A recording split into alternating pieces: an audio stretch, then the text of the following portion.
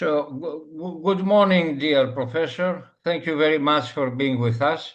It's a pleasure and a honor. Good I, morning. Good morning. I belong to those, so to say, Western observers, although I'm Greek, and Greek and Western, they are not always the same. But anyway, uh, who were looking to the behavior of our elites, of our political leaders, with quite an astonishment.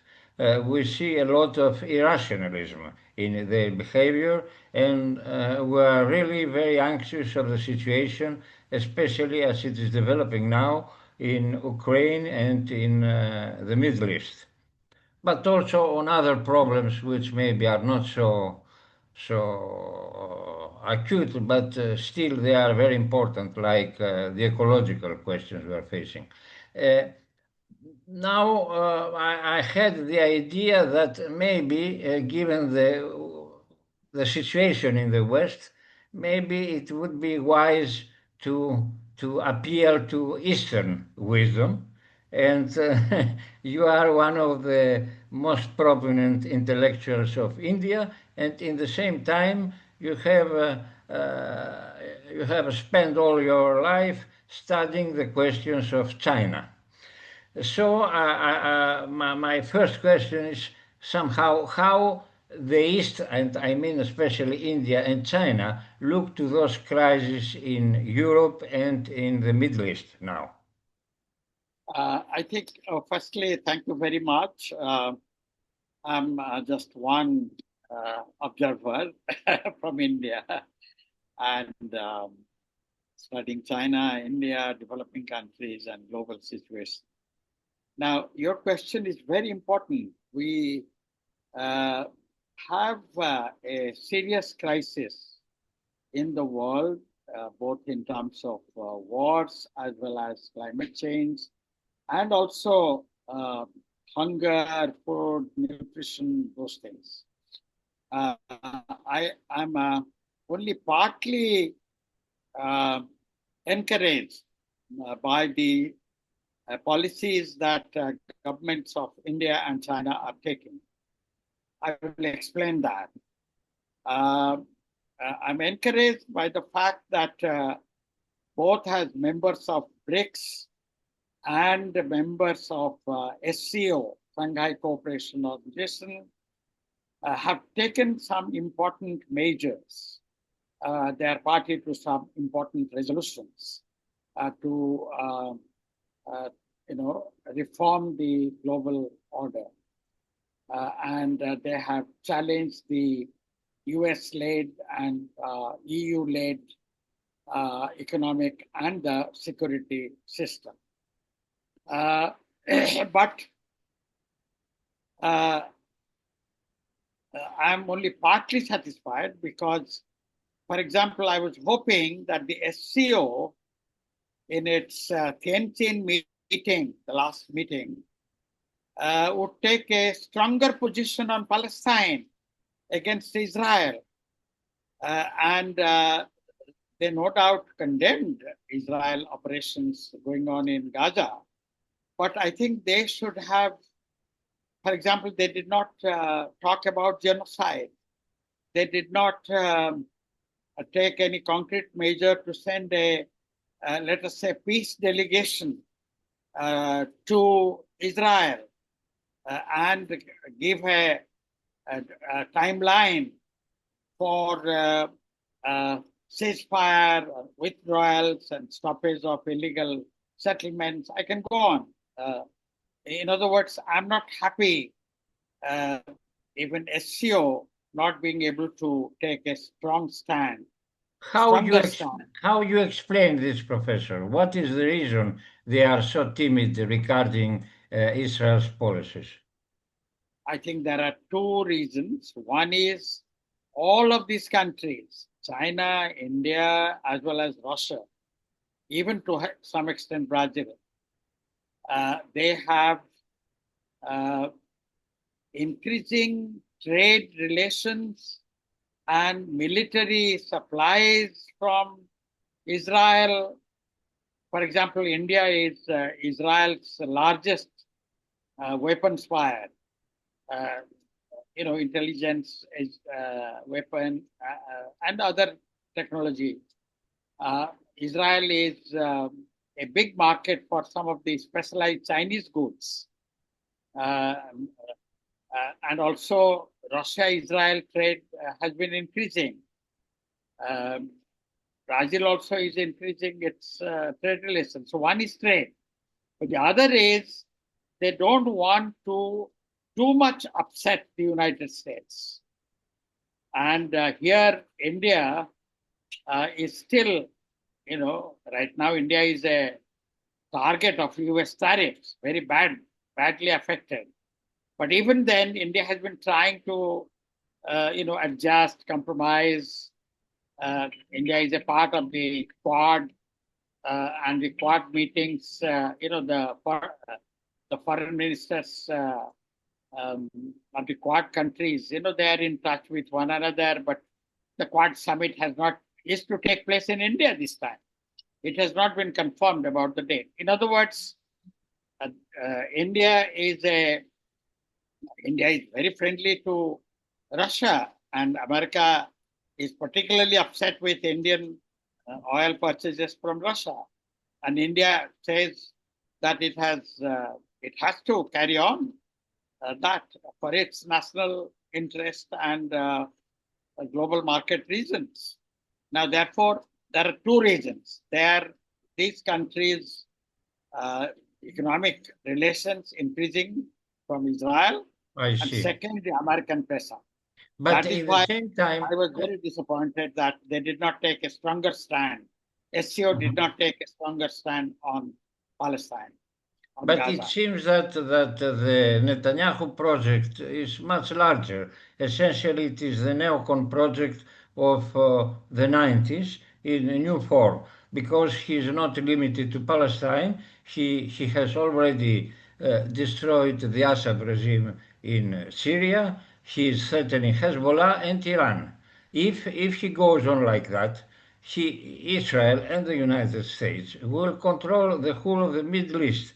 And if this will happen, and if those neocons are in power in Israel and the United States, which is the case, then I think they could put much more of a threat to Russia, to China, to India. And I'm wondering why their leaders do not understand this, or they seem. You are right. I think the Netanyahu project, and now supplemented and strengthened by Trump project. I think Netanyahu is particular right now. He's in Washington D.C. And there is some noise here. I'll just close the door. Can I do that? Yes, yes, please.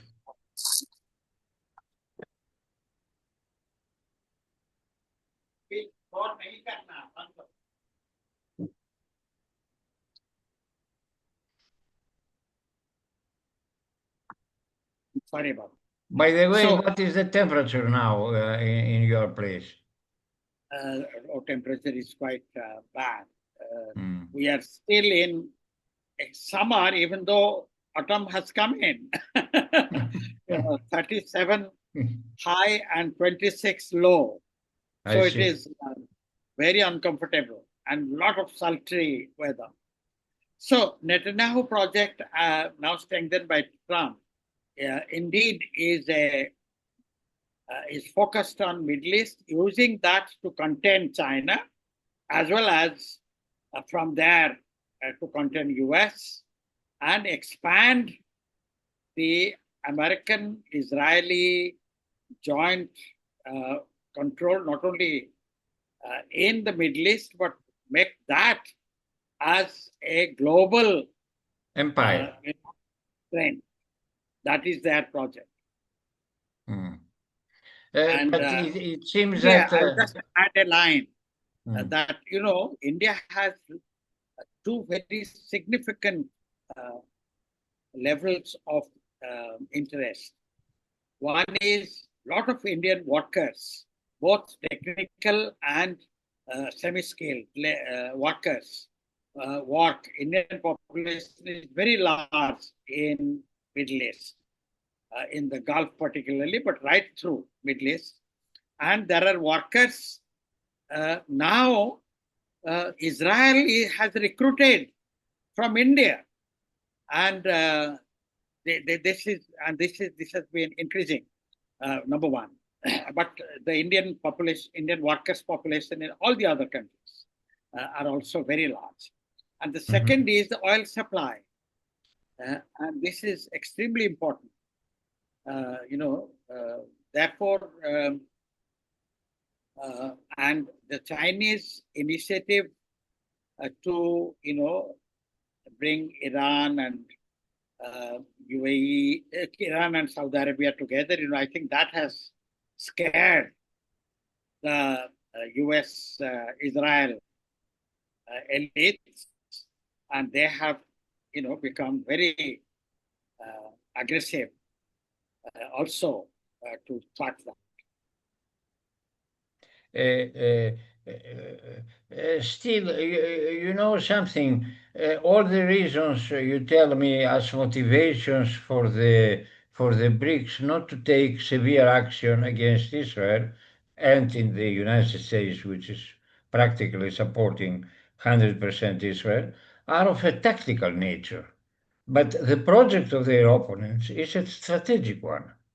It's a project of global domination, and I'm wondering if this is not gives a disadvantage. It is like uh, Moscow, Beijing, New Delhi are hoping that somehow uh, they can stay calm, have some economic, especially China, some economic successes, and then somehow things will arrange themselves. But the other side seems to, because they know also this, they know the economic rise of China, they tend more and more to use weapons and war as a method of domination. You are right. In fact, it is a global project, and that is a strategic uh, plan of US and Israel. And I gave some evidence of the operation of that strategy and how Israel, backed by US, is trying to operate that strategy through both technology as well as trade and military measures. You are right. For the last 25 years, in fact, 25 years ago, we had the first RIC forum, Russia, India, China forum, when, if you remember, Russian Prime Minister Primakov's around 2000. He had this idea of a triangle between the three Asian powers. Yeah, and at the same time, the other forum, the IPSA forum, India, Brazil, South Africa, that had come up. And so when the world started talking about rising economies after the, Goldman Sachs projection and so on, therefore, BRICS, first BRIC and then BRICS came up. Now, BRICS has threatened, or BRICS has been seen as a future threat to American global domination. And that is why Trump, for example, said if any country talks about replacing US dollar, a BRICS currency or some alternative currency, then he will take such strong tariff measures and other measures that they will regret. He's so reactive, so strongly reactive to the BRICS phenomenon. Indeed, BRICS is a big challenge to this global project, no doubt about it. But what sometimes disappoints me is, and this I must state, is that BRICS, in order to take a realistic measure, sometimes formally fails to come out with very clear and strong agenda of global restructuring. In fact, they should say that, look, dollar domination has to be replaced by a more acceptable financial system, monetary system. And that is why, remember, about 50 years ago, we got the SDR, special drawing rights. And then slowly other things have come up. So Trump, Netanyahu, and there are some in Europe who are very much part of that, some opinions and some parties who are very much part of this phenomenon. And they have their lackeys also in many countries, I'm afraid, including in some Asian and African countries and Latin American. Once I was discussing with Sergei Glaziev, the architect of the Eurasian Union, and I think he has a position now in the BRICS structure, an official position, if I'm, or in the CIS, I'm not certain. And he was telling me that all the central banks, except the Chinese central bank, were putting obstacles to the creation of an alternative to the dollar. And I understand that the central banks of all the countries, of most countries, including the BRICS countries, are more or less controlled by the big Western financial capital. So somehow it is like you are trying to organize the resistance, but inside your own camp you have the enemy. So it's a little bit difficult to do it. True, but that's because let's accept the reality that during the last 25 years, Chinese investment of surplus in American Treasury was one of its stabilizing forces. It not only contributed to dollars stabilization and supremacy, but also Chinese yuan's manageable capacities. And the Indian federal system is highly sensitive to federal banking system, is highly sensitive to the American federal banking system. And this is true of the world banking networks. That is one. Secondly, also during the last 20, 30 years, the financial management systems have been so much integrated that World Bank, American Federal, and the central banks of major countries, they have a very well integrated, mutually enforcing, mutually influencing network.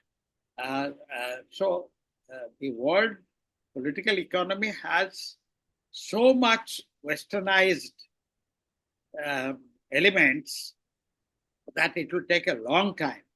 It seems that even this is a kind of, so to say, of much bigger integration of different ruling bourgeoisies in different countries. And this maybe is also an explanation why European states are following a policy which is clearly against their own national interests. They seem to follow the interests of this superstructure and not of their own nation states. You are quite right. And therefore, the alternative systems have to be built through people's movements in specific arenas in all the countries, because you have very correctly identified the elites. But there are two cracks. It's 12 hours. there are two cracks developing among the elites. I think those have to be noticed. One is that this is seen in India, in US. Well, we don't know whether it is also operating in China in the same way, but surely in Europe. One crack is that the protectionist trend is supported by a section of the bourgeoisie, and the non-protectionist trend, the open, trend, because there in all our countries we have a global bourgeoisie also, and they don't want to take advantage of these protections, and so that is one crack developing in some countries. But when the chips are down, they all, of course, unite. But the other crack is that as far as welfare spending is concerned, there is a very clear debate. Some support the welfare trend, because in India, I can see that. In Europe, I can see that. In America, I can see that.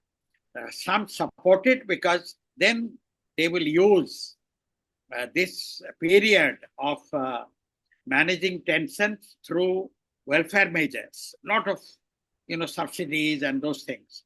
They consider it as a temporary arrangement in order to make more capital accumulation.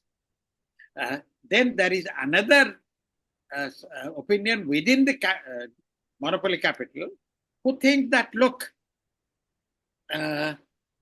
you don't have to give these welfare measures. We can just create jobs, and they can the neoclassical. Against neoclassical, the Reaganomics, the Thatcher economics, and so on. Don't give these welfare support. Now, these are serious debates because they create instabilities, they affect elections.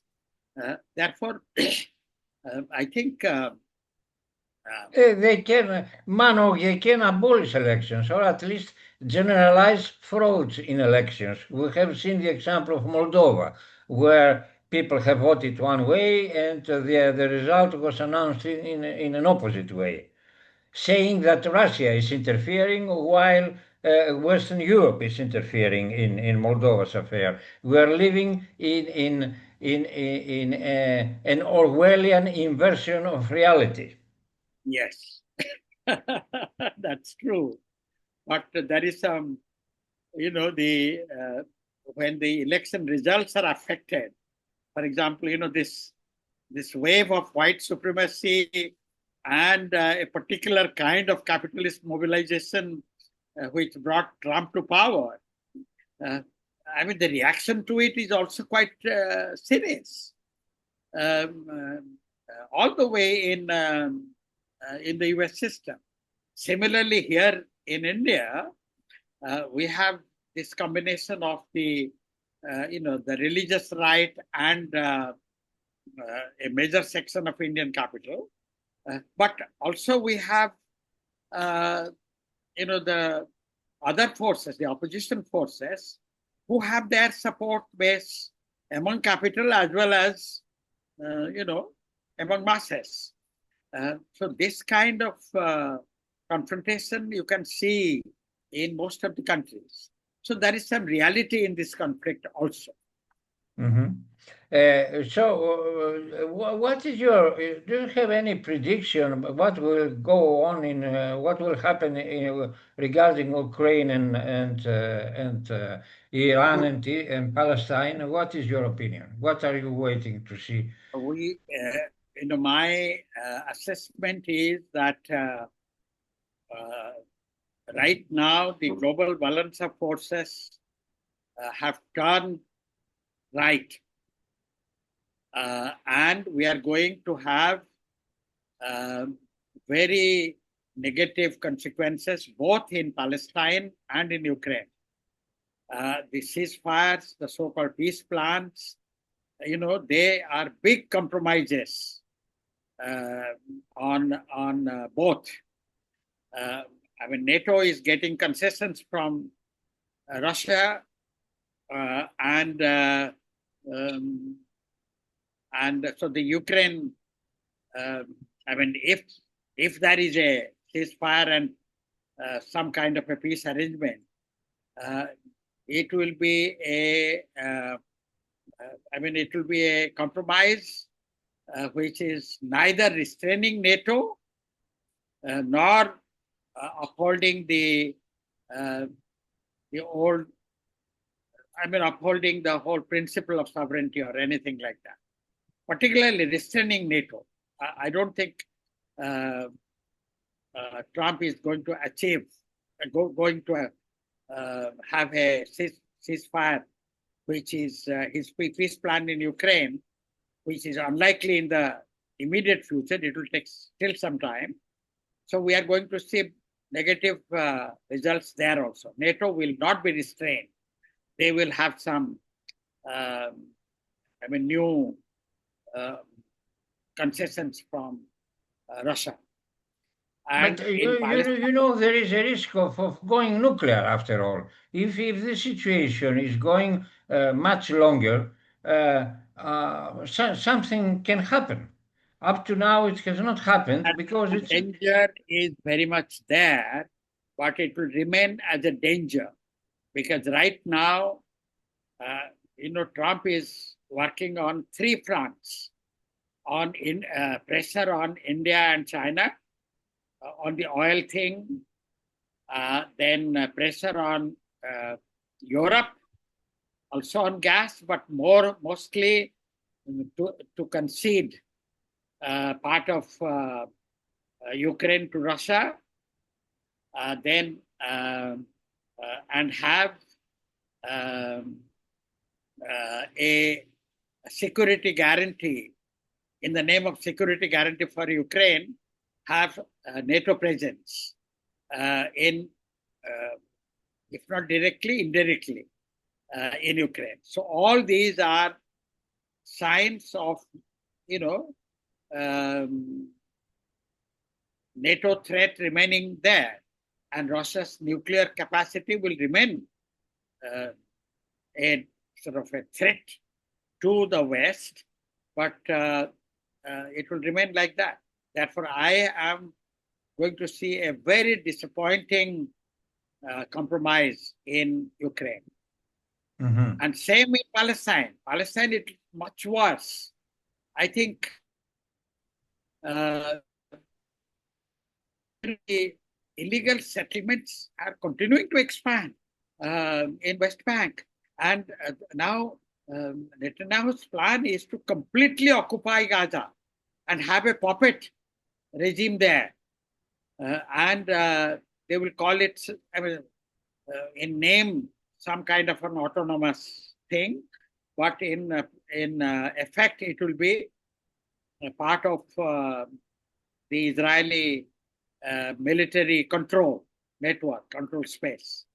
And I think Mahmoud Abbas, in his video speech to the UN, should not have promised that there shall be no presence of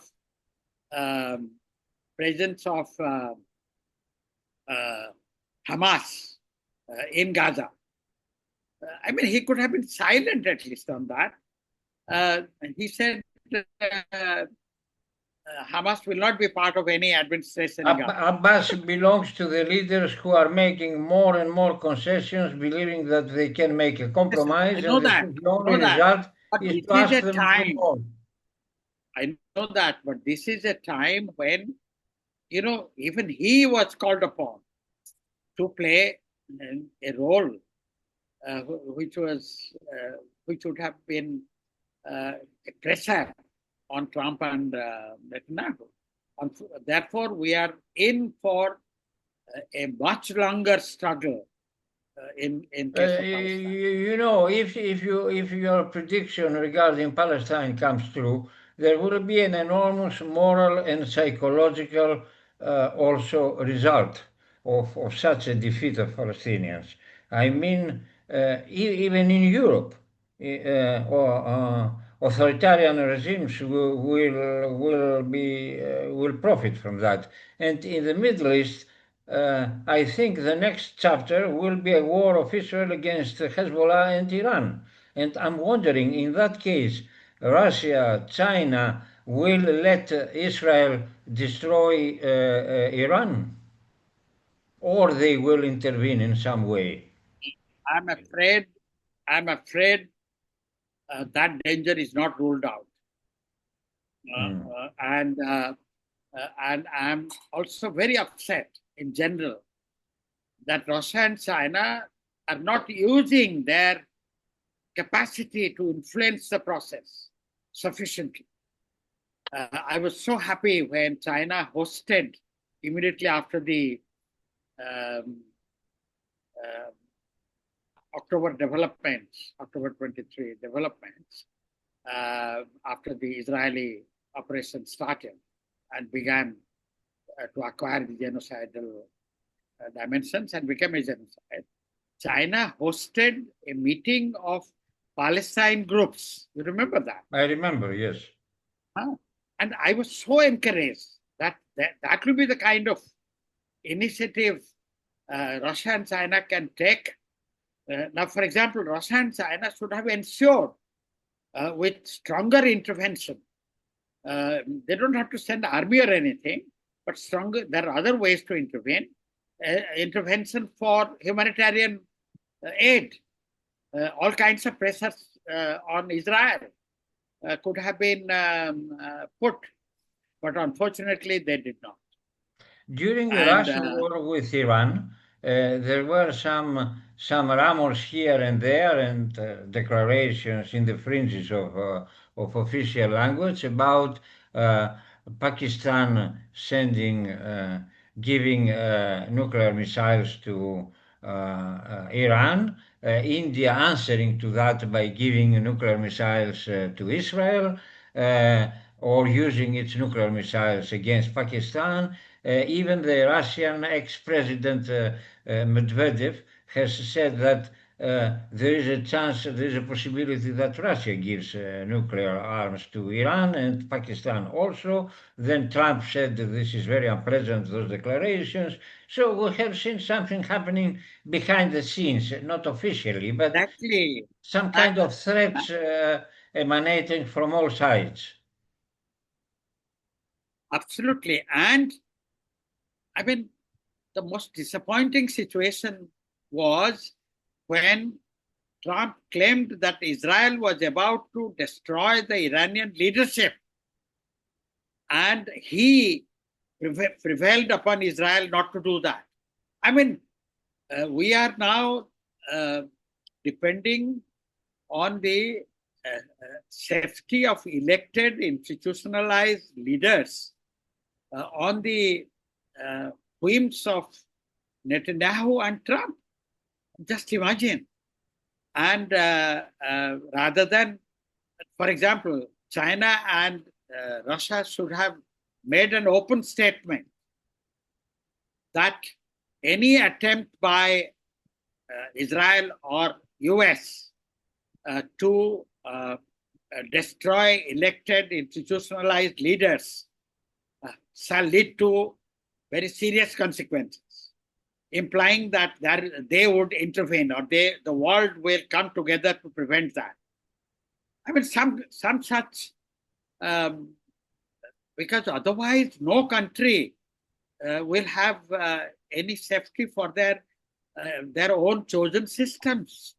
I mean, UN Charter has been violated by all of them, but even this basic thing that sovereignty has to be respected and leaderships have to be saved, people's leaderships have to be saved. That is not being done. And so they are encouraging civil wars, overthrowing regimes. Therefore, I mean, we were hoping that, BRICS would now come up with some principles, mainly to defend the UN Charter principles, you see. And UN had this resolution on Palestine to have a full statehood. So that is also on the agenda. Therefore, I think we have. I mean, my request to the democratic friends all over the world is to create public opinion and pressurize at least the rising countries to help protect whatever is left and remind that these things are not done. I mean, you cannot, just because you have power, you will bombard and destroy leadership in other countries. But it is obvious that Netanyahu is not destroying only Palestinians, it is destroying the world order which have arisen after the Second World War, international law, if not all the conquests from Renaissance and later. Absolutely. Right. Anyway, let us hope that leaders and public opinion will understand it timely, because if you are late to understand what is going on, you will pay much much more Right. cost to redress the situation, and it will be much more dangerous because they are educated also. The problem is that Western leaders are educated that in a way that they can do whatever they want, and this is quite dangerous because at some point they can overestimate their capacities, and then we can approach the question of nuclear annihilation. I hope not, but I cannot be certain, and the danger is enormous. But tell me something. What about now the relations with Pakistan? Are somehow normalized between India and No, Pakistan? it's very abnormal, and my own position here is very clear. We must have dialogue and go to the original problems which create alienation, and therefore people resort to arms and terrorist violence takes place. We are not discussing that. There is no dialogue between India and Pakistan. And I'm a part of the Pakistan India People's Forum for Peace and Democracy. And we have been taking this line for years. And, the first BJP government listened to us in 2000. And even after the 2001, the 9/11 situation there, and our, a group of terrorists attacking our Indian parliament. After that, we said, look, you cannot blame a whole people or a country when one terrorist group takes some actions. You have to have dialogue, isolate those people because they are also victims and they are also facing opposition in their own countries. And don't refrain from talking. Therefore, and because of this, it is affecting India-China relations. It is affecting India-Russia relations also. Now, Russia and Pakistan relations are developing very fast. And Pakistan is mobilizing Trump also to support Pakistan in so many respects. Erdogan is playing a role in this support by Americans of Pakistan. Yes, because now Trump's strategy is that they should win away. They can't win away Pakistan from China, but at least they can have a presence again. And in Pakistan, like in India, the pro-American opinion, the elite and the middle class is so integrated with the American educational, information. But it seems also in Pakistan there are some strong. There was a strong leader like Khan who wanted to be more independent, I think, some years ago, and they have. Years ago, but right now, because of these heightened tensions between India and Pakistan, within Pakistan, there is a very fierce debate about various policies. And so American government is taking advantage of that and is creating its independent, and they also have a very substantial support in the Pakistan army, American support in Pakistan army. Mhm. Therefore, and I think through dialogue and by reviving SARC, the South Asian Association for Regional Cooperation, uh, India has boycotted SARC because after one of the major terrorist incidents. Terrorist incidents must be condemned, but how to deal with that? You have to jointly work with various groups through dialogue. One is the terrorists, and even their supporters. I mean, their financiers and organizers. But we have to find why some people get alienated and they get people's support to do terrorist acts. Therefore, we have to address these things through. By the way, there is this project of corridor, which is Yes. alternative to the Chinese Sorry, belt sorry, one. and yeah.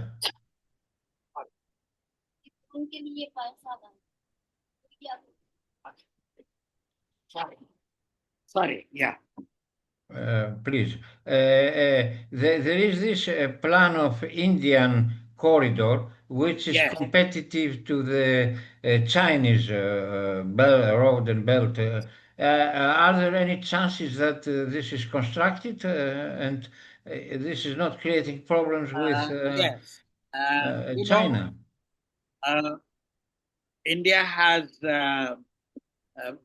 boycotted the Belt and Road Initiative of China, and because it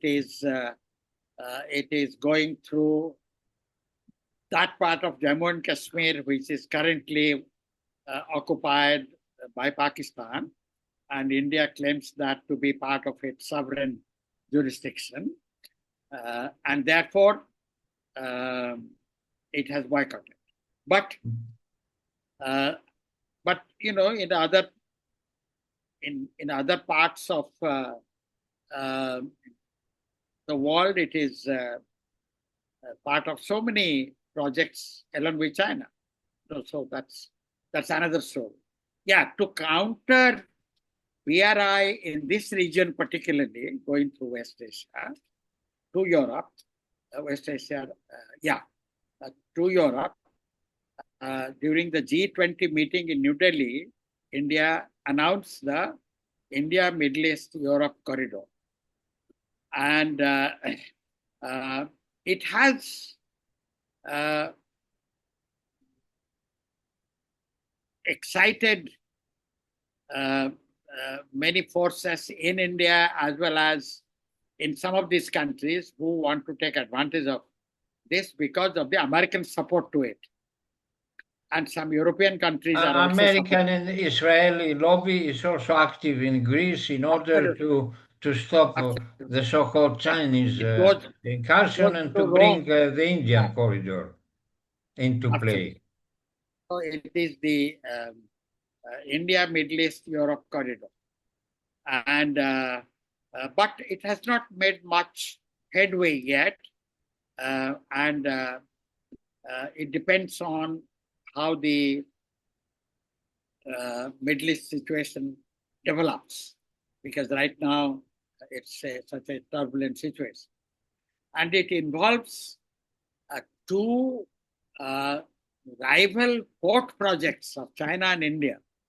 China has helped Pakistan to develop the Gwadar port project, so Western China can have access through the roads rebuilt under the BRI program through Aksai chain and so on to reach the uh, uh, ocean and through the Gwadar port, which is in Pakistan, in Balochistan, which is also a turbulent region of Pakistan, ethnically.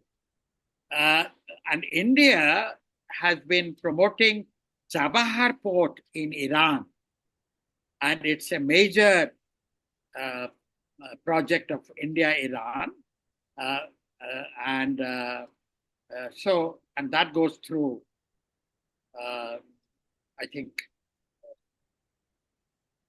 I mean, the access to that will have to be through Afghanistan, Iran. Okay. Therefore, these two ports, in my view, both the ports should be developed as a part of the, and I'm an advocate of India, China, Pakistan also, trilateral cooperation. There should be trilateral discussions, and they should be supported by all the other countries, because because Pakistan is very crucial, in my opinion, to any infrastructure development, corridor development, whether it is BRI or IMSE, the India-Europe corridor. And therefore, and that will be the answer to terrorism, because India, China, Pakistan, all three have been targets of terrorist groups of various kinds, you see. And only when they talk together, they can address the common problems, you see. Therefore, but Professor, who you believe has orchestrated this recent military conflict between India and Pakistan? Is there any external force which wants all the Indian subcontinent to be, because we don't have only India and Pakistan, we had some years ago Sri Lanka, we have Nepal, we have Bangladesh, we have Myanmar. What is going on? Are those physical phenomena, or somebody is somehow fueling those events? I think the India-Pakistan has to be, particularly this latest episode, does not belong to that category of Generation Z protests or the change in Sri Lanka, Nepal, and Bangladesh. In all those three situations, there are two kinds of theories.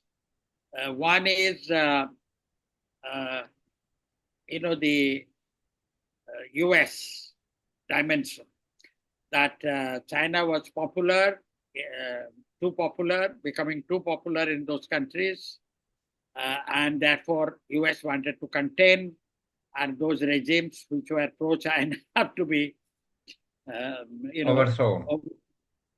I'm afraid the new regimes are equally friendly to China also. Therefore, the American, if it is but the China American, is offering at least productive investment. Americans are offering tariffs. It's normal that Chinese become friends with all all of these them.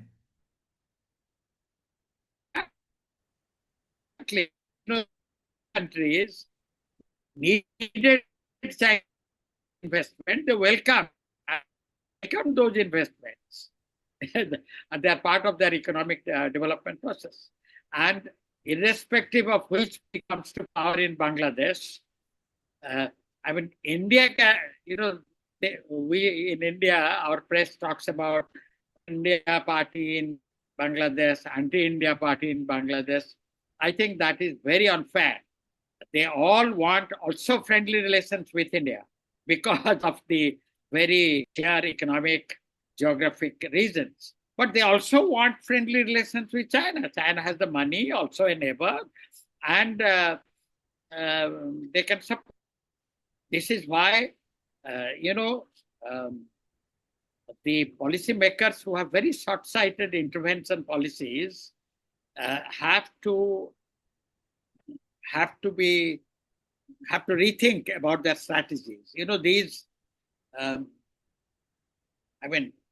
The democratization is very important in Nepal, and indeed there was corruption and all that, but it has to be done through processes. I mean, I'm a supporter of people's movements, but the people's movements also need to have their politics right. You see, it's very important. They should not allow big foreign powers to, whether it is US or China or India, big foreign powers to reduce the autonomy of those countries. See? By the way, Therefore, that is one such yeah, step. Professor, India, sorry, yeah, the India, please. the incident which triggered the latest round of deterioration of India-Pakistan relations, that was a very pathetic, most condemnable incident that a group of terrorists asked for religion, chose the Hindu male to kill them, shoot them down. Now, there are three theories, and I don't buy any of them. One is that the Indian government itself, or some part of the regime, engineered it. And I don't think that is correct, because if one part was doing it, there would have been other parts who would have prevented, because there are layers and layers of things. Another is that the Americans wanted to destabilize this region and have their more, have their presence in this region more effectively. Again, I think the way Trump is cultivating Modi and the Hindutva forces in India, he would not have this, knowing that there will be a backlash, you see. Then Pakistan regime is not one. The army, the different political parties, the former ruling party is now in prison. The leader, Imran Khan, is in prison. Then there are two other parties who are in coalition. And then the army has many factions, but the dominant army has its own clique. Therefore, one of the crystallized connections in Pakistan is more likely to have said yes, or it is one of the many. There are dozens of terrorist groups which are trying to take revenge on this or that issue, on the issue of Kashmir. But the incident was most condemnable, and it will backfire to whoever perpetrated it, and it has backfired. Now, India reacted and destroyed some, it says, some terrorist bases. But those are not the only terrorist bases. New terrorist bases will come up unless you go to the roots of the problem. Unless government of India, government of Pakistan, irrespective of parties, have to come together to discuss and go to the roots of these problems. And we had examples during our another BJP government in the 2000 to 2004 Vajpayee regime. We see channels having talks. Our Prime Minister took a bus trip to Lahore and so on. Yeah. So I think right now this violent spree is going to continue because of the abstinence for their own political reasons of the two regimes in India and Pakistan. How do you see the role of Turkey in West Asia? Turkey. Did you ask me about Turkey? Yes. Or Turkey, as they like to be called now. Turkey, yeah. Some of Turkey's accents are good. For example, on I think on Palestine, at least in formal terms, they made some statements which were a little more direct and straightforward, condemning But they cooperate with Israel in the Israel same action. time. Also, they cooperate at the same time. Then, to become a place where peace talks on Ukraine could take place, they played some role. But the present regime is not allowing basic democratic rights, not allowing opposition to have its politics. And I think that has to be criticized. And therefore, I have mixed views on Turkey. Mhm. And Professor, I don't consider Turkey as a BRICS, as a democratizing force in the world. I was hoping that Turkey will play that role, but I'm afraid sometimes it's more a Western power, than a independent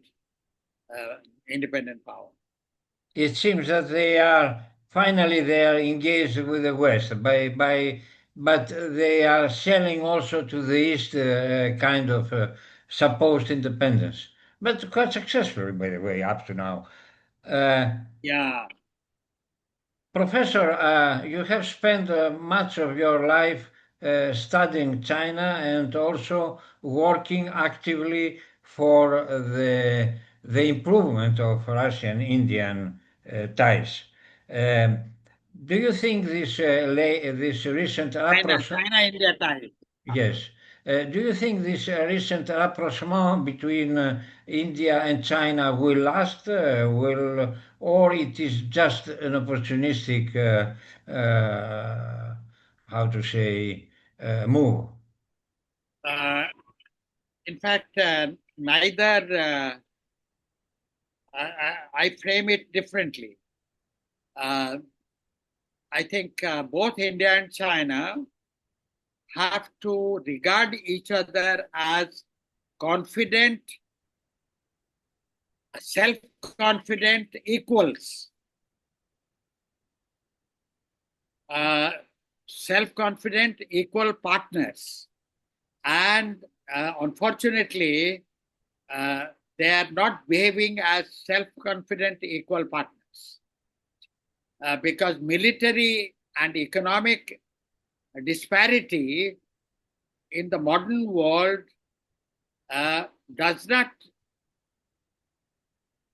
should not make you less self-confident and more dependent on this force, this development, that development. And these are, Indian elite is becoming stronger day by day. Economy is growing, even though poverty and inequality, still remain in a big way. But economic and military power is growing, no doubt about it. And China knows it. And India knows that China is the second largest economy of the world. And in technology, it is number one in so many spheres. In military, it can, it is not as powerful as US, but still quite powerful to challenge many forces. So, in other words, they have to recognize each other's potentiality and reality also, the way they are rising. And they're big civilizations, long-standing civilizations. And their middle classes are big, global middle, and their upper middle class is global middle class, just like the European middle class, in terms of skill, values, and even income. the high Indian middle class is a global middle class. Now, and both the countries have to realize that they have a history from independence struggle and revolution till today, and they have a duty to the whole world as developing countries and former colonies. They have a duty to the whole world to restructure this world. But they are playing power politics as allies and combination partners, combination members. And therefore, you will have occasional rapprochement, occasional conflict as a pattern, but the objective process of both being important powers, and they have to remain in communication and discussion all the time. All the time. That is my approach. This has to be the trend.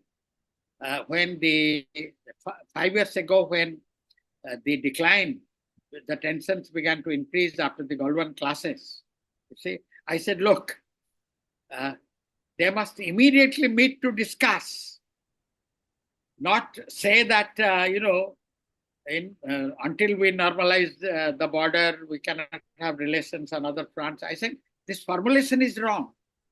Discussion on all issues at all time. That has to be the framework in modern diplomacy and modern international politics. And so no conditional, talks. Only after this is done, we'll discuss whether it is Pakistan or China or any other country.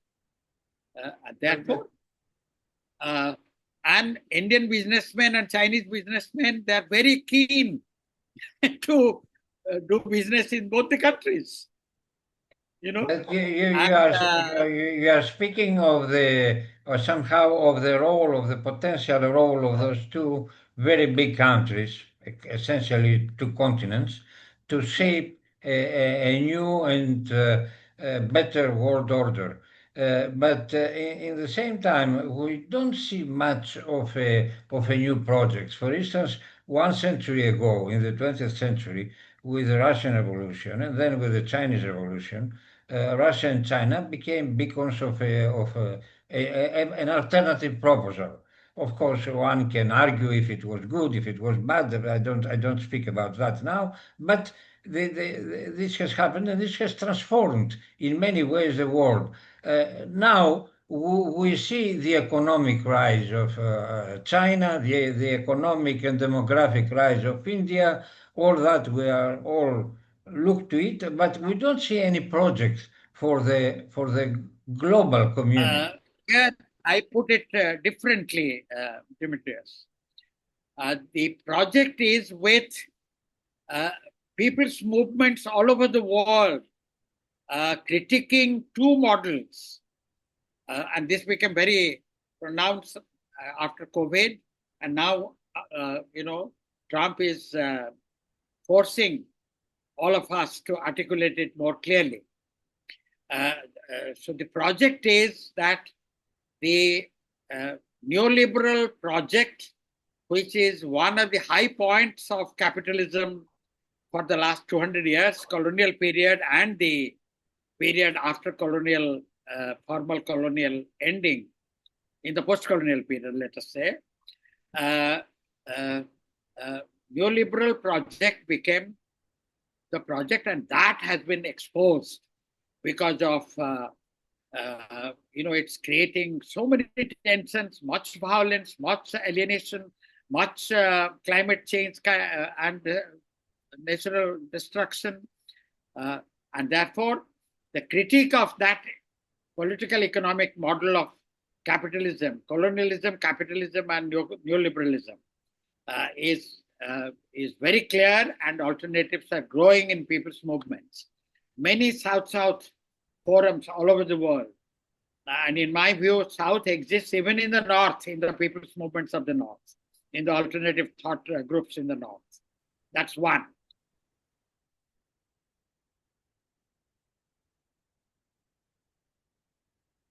Which had been built during on the aftermath of the Second World War through the United Nations and with the UN system as the center. And then first it was overwhelmed by alliance systems, then by unilateral system of US, and now with many, many people call it multipolarity emerging. I call it collapse of that any kind of polarity. I think all polarities, now, whether it is P5, the existing P5, or a new P10, or G10 or P10 or whatever, that will not work.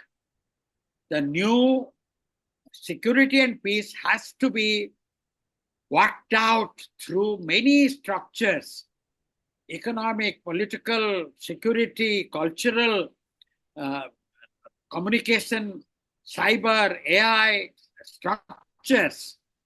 So the new peace and security system has to replace the post-Second World War 20th century system of, the military-based, the hard power, even soft power, not soft power, technologically developed hard power, the killing capacity, in the old sense of the term, of the various powers.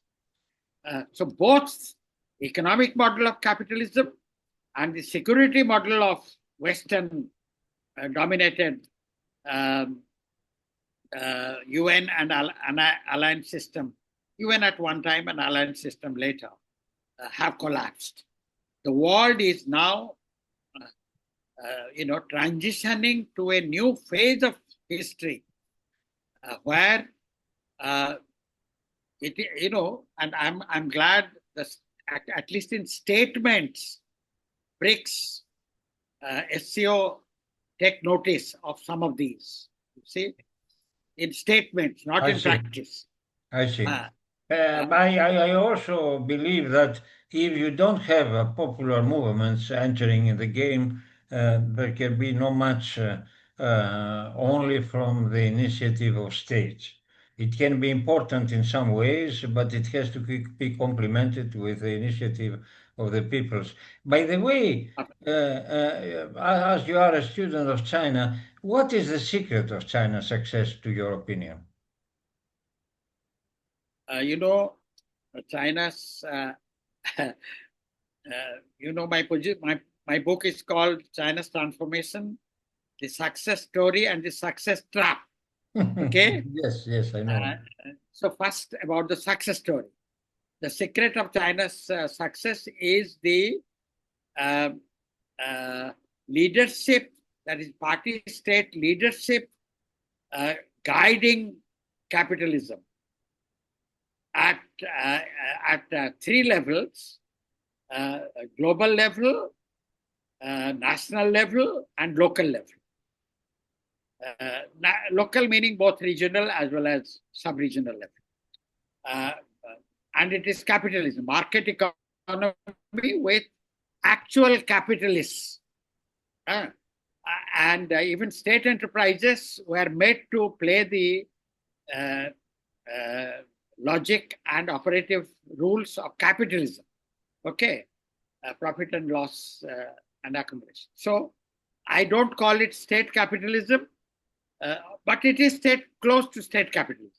Okay, that is. But I'm wondering, there are many debates about the character of the Chinese regime, but one essential feature of capitalism is that, after all, the main decision making in capitalist countries is made by the capitalist class. The main tools are the tools of the so-called free economy. In the case of China, you have a communist party which is deciding, and it is using a planned economy via market methods. So I don't know if we can call it a capitalist country. Sorry, from Jiang Zemin onwards, the capitalists found more safe haven for their ways of operating the economy in the Chinese state and Communist Party, very clearly. And Xi Jinping tried to moderate it and control it to some extent, but didn't reverse that trend. So there is some tension between the Xi Jinping leadership and some of the capitalists, but those tensions are very minor. You see, therefore, Capitalism, the socialism with Chinese characteristics, market economy with Chinese characteristics, was excellent as an effective market economy because of that reason. Number one, I'll just complete. There are two other factors of success. They took full advantage of global market, particularly the Western technology, capital, and market. Full advantage. And West also took full advantage of Chinese development. You see, they made a lot of profit. America, Canada, Europe, Western Europe made a lot of profit out of Chinese trade. The enterprises, you mean? Yeah, enterprises. Number one. Number two. But number three, and this I'm afraid the world is not talking anymore about, the local industries which were collective, the collective enterprises at the level, at the county and that is district and the lower levels. They were so successful. They generated so much surplus.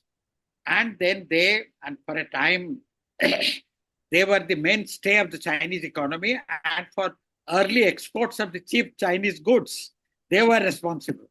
You see, their contribution to Chinese success story was enormous. The local economic contribution through collective enterprises. So you have state-led capitalism. When you say collective enterprises, they are the ownership of the workers there. They are the ownership of the state and how, and they are ruled by whom? They are ruled members. Although the whole village members, all the families, and all workers there, they would get their wages also increased manifold. Okay, but still it was cheaper. That means a system somehow reminding us of the Yugoslav self-management, or not? Partly that, but Yugoslav self-management was not was also applied to big enterprises. These were village-level enterprises, and they were very they exist still. No, you see, after 2000 particularly, sorry, not 90, after 95 slowly, but 2000 very massively, they were considered as polluting industries, low-scale economies, low technology economies. So they were privatized and merged with, many of them were abolished, and they were merged with modern, large, privately owned industries. So the collective enterprises, which contributed enormously for 20 years, they were disbanded, more or less disbanded. I mean, there are some still. In my view, that was a method of socio-economic, political self-development that socialism really proved in China.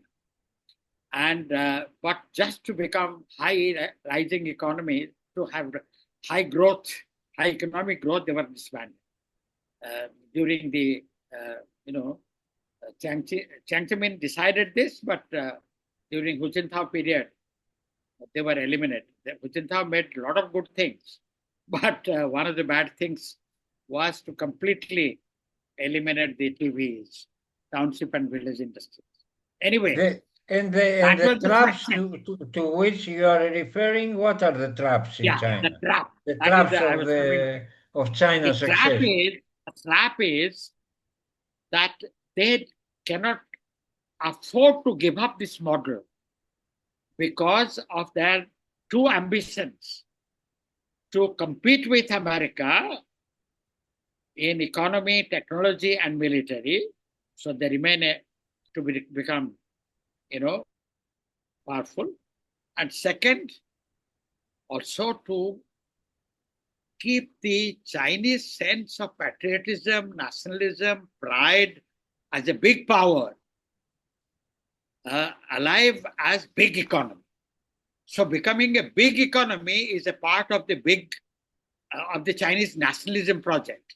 See, when they became the second most important power. I mean, Hu Jintao, 2010, Hu Jintao was so, eloquent about this. Now, in my view, growth is not, uh, growth should not be. I think reasonable growth is important for nationalism and socialism. But growth per se is a capitalist goal. Okay? And that's a whole different. That is why they cannot reduce the rate of growth, so they have to allow some environmental compromises.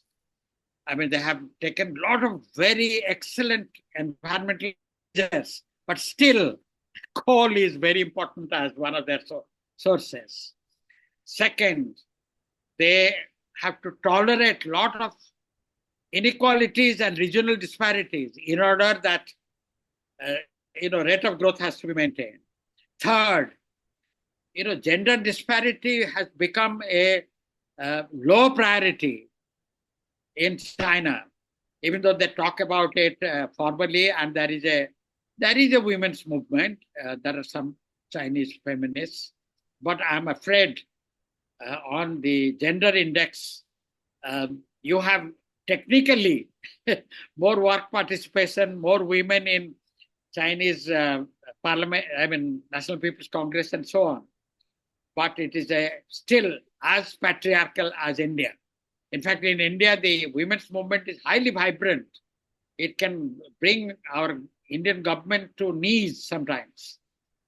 Indian women's movement is highly vibrant, very powerful. So the ethnic politics has been moderated and autonomy has not been granted. They can easily afford to give lot of autonomy like Hu Jintao tried to give. But on this, Xi Jinping has been very ruthless, both on Xinjiang and Tibet. He didn't have to. I mean, he could be ruthless towards the armed secessionists, but he could still could decentralize political power, give more political freedom, and so many such things. So But China, it seems there are some social movements in China, yes, much more yes. than there were in the Soviet Union under communism. Oh, yes, quite true. I think the Chinese civil society is very, very active, not as There is active even as a in India. workers' movement. I'm reading. No, I am afraid workers' movement has to be understood in perspective. Hmm. Independent trade unions are banned legally and politically. And workers' movements are basically NGOs, but some of their petitions are very, very good. And when you go and see workers' demonstrations, in some places, demonstrations are allowed. Peaceful demonstrations are allowed. In the Soviet Union, we have seen during some decades, of course, that the governing nomenclatura has finally transformed itself into a possessing class and has destroyed the system. Can such a scenario happen at some point in China also? Or it is No, excluded? fortunately, uh, Deng Xiaoping learned uh, two lessons from Soviet collapse. One is, you have to have a controlled authoritarian system. Yes. But B, you have to allow lot of room by differentiating organizations and so that their views, their consultation capacities are there. So in China, just the process of consultation and dispersed, party, state, Communist Youth League, women's federations, the All China Workers Federation units. It's 13 hours. Though, their just their formal and routine activities keep the consultation process very active. And wherever, sometimes they were very active during the Hu Jintao period. Now, Xi Jinping has controlled because he made party and state less differentiated. Very clearly, it is now the party directly intervening, but directly managing and administering state, society, economy, and army. But what is that party? Party takes characteristics of the state organization, military organization, NGO organization sometimes, and so on. Therefore, the governance criteria of party has been expanded and very strictly enforced during Xi Jinping. So you have an authoritarian state, but highly consultative process. And therefore, you don't have the Chinese bureaucracy as one, nomenclatura, like the Soviet bureaucracy, which was really a rent-seeking, self-perpetuating class, the new bureaucratic capitalist class. Not in China. Though, there is another problem in China. The kinship, guanxi. Kinship and the connection system in China is very old, traditional, and still works. Who comes from where, who is who, how is he related, and organizational solidarity and affection, and things like that. So they work in such a way that networks and factionalisms, they operate. And Xi Jinping has come out very harshly against some of them. And they become corrupt, nepotism. So the anti-corruption campaign, to some extent, has worked. But yes, he has they are also executing some hundreds of people every month, if I understand well. Yes, that's also true. It has been used to remove opponents. Yes. So the trap is that you have to live with inequality, environmental compromise, and cultural and day-to-day compromises. And because they want to become a big power. You have a Times Square in Beijing, a Ginza in Shanghai. But can you imagine a way for such a regime to transit towards some kind of socialism? Yes, and here I am a minority of one in many situations, because all the great ideas have been at some point minorities of one. I must assure you. But of course, all minorities of one were not right. Also. Exactly, they were not right all the time. Quite right. I have a few friends in China, Marxist friends, who are still hopeful. And that's why, and I have so many, I have such trust and affection and respect for some of them that I treat them as correct. Because there are debates within the party, there are groups allowed in different ways in China. And some of Xi Jinping's early measures and even continuing measures are meant to revive the emphasis on Marxism-Leninism, Mao Zedong thought, and now, of course, Xi Jinping thought, and of building socialism in the new era with Chinese characteristics and so on. So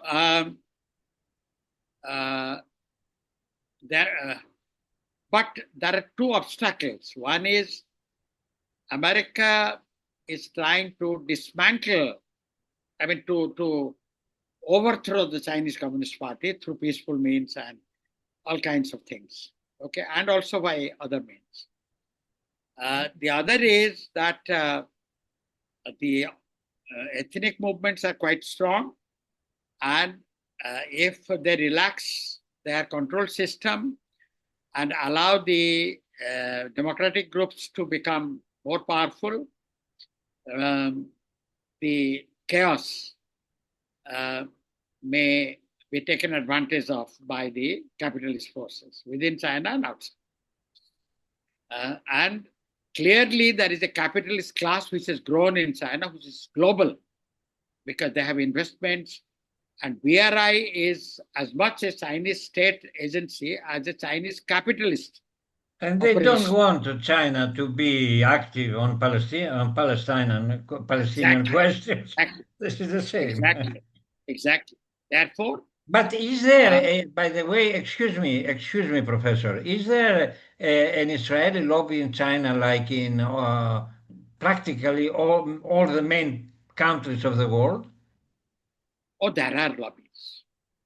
They are And is, silent. Many of them are in jail. Many of them are underground. They are silent, but there are lobbies. And I can give you instances. I think around, I can't remember the exact year just now, some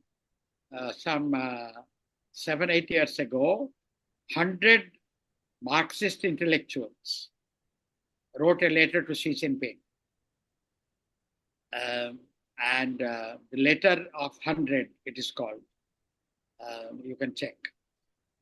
And for example, Mao Zedong pictures, Mao Zedong and Marxist study circles, they have come back in China right now, thanks to Xi Jinping. But the Xi Jinping cult, as well as some of his westernized discourse. For example, his 5 volumes are called Governance of China. Whereas Mao Zedong were selected words, Deng Xiaoping's fundamental problems of socialism in China, fundamental problems in contemporary China, those things. Governance, how to govern. Governance is a neoliberal concept, replacing politics. Actually, not Coming or not even. It's Quanli or actually in Chinese governance. That is how to govern it by controlling and putting it on the track and so on. But some of his ideological statements are very powerful. So that is there. Somewhere I read that one of his beloved books was Chernysevsky's book, What to Do, which was also one of the books which inspired Lenin. Yes, yes. No, you get some such news from China, but objective reading of the situation in China shows me that Xi Jinping also has failed to take China out of the success trap, even though he continues and increases the success story on the global capitalist terms. It is a success story. And there will be more such success. China will be number one. It will beat America in many other aspects, both in military and economy. Is there any chance, as some people are afraid, that we will see a Chinese empire dominating the world? Do you think that there is such a chance? That is one trend, but world and the coming phase of global history will not allow even China. Just as it has refused to allow America to succeed, it did not allow Germany, Italy, Japan, England, before that Prussia or Ottoman Empire to succeed. It will not allow any big power to build an empire hereafter. They may try, they may claim that they are not applying hegemonism, their model may have its attraction, etc. But the era of empires is over. I'm not saying this just as an optimist and a democratic or a revolutionary intellectual.